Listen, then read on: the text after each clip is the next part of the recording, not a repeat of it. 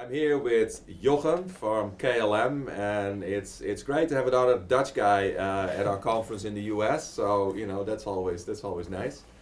Jochem, can you talk a little bit about the presentation that you just gave? What was sort of the summary of it?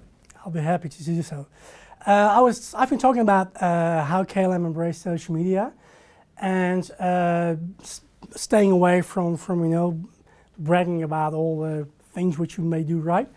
I decided to more focus on my own job, which is online reputation management, about how we engage with our passengers, how we deal with tough situations.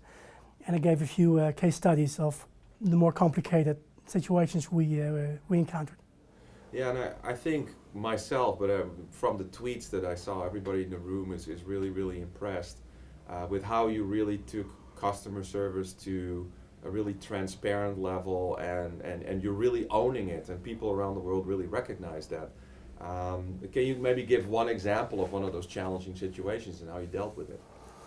Well, one of the more heartbreaking ones, one I talked about today, was about a Dutch lady, and she was asking KLM to give an upgrade to her brother with his family, wife and baby.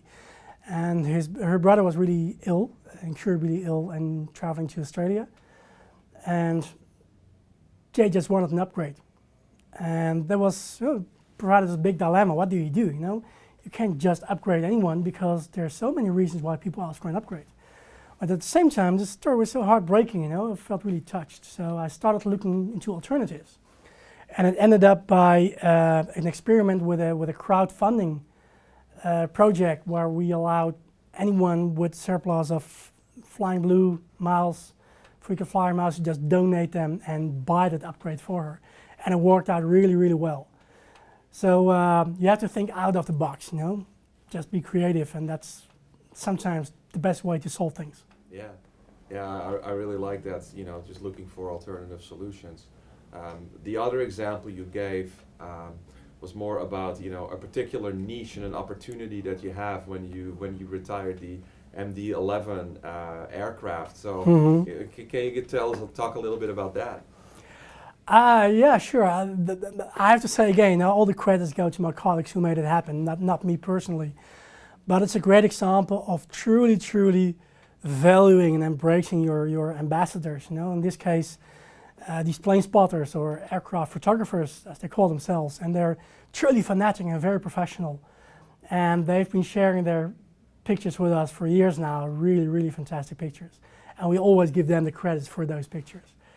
And they were really sad about seeing the MD-11 leave because we were the very last airline in the world to operate it in the passenger configuration.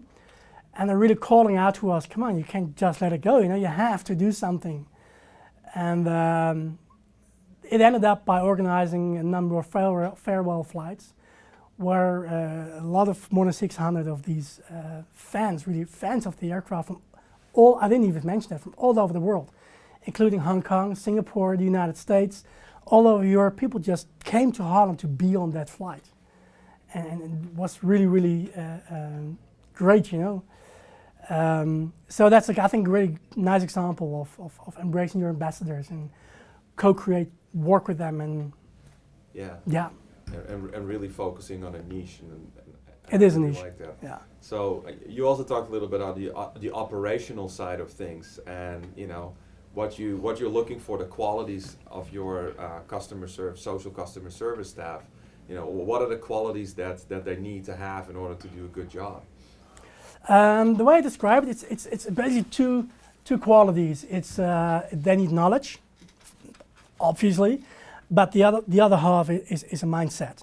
And the mindset, I've tried to make it as short as possible. What it all comes down to is that you have to be a facilitator, a detective, and a plumber. So you have to facilitate an authentic dialogue, truly listen, show empathy, stuff like that. But if you want to make a difference, you must get the full context and really investigate and understand what it's all about.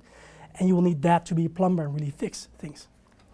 How much authority does any individual have to sort of make a decision? Like, where are the boundaries? Like I know that Zappos, for example, you know, they have like some crazy. Like, Yeah, I know. How does it work at KLM?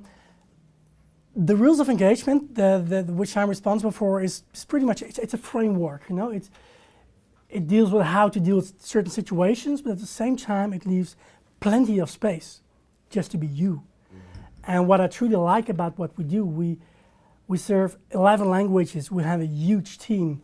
We have so many cultures, and each conversation is unique. So if I would set very strict rules on how to deal with situations, it will become robotic. It will become corporate. Mm-hmm. So I really encourage them to just be themselves, you know, and just to be as authentic as they can within this framework. So there's a lot of room for all our agents. And some can be very funny, some are more serious, that's fine, you know, just you are dealing with the situation, just be you. How would you do it in real life? Right. Well, and I know from personal experience, I've dealt with your team on several occasions and always with a good outcome. So, you know, like I commend you and your team for doing, you know, setting the bar customer service in travel and tourism. So thanks for speaking at SoMeT. Thank you very much. All right. Thank you, I'm honored.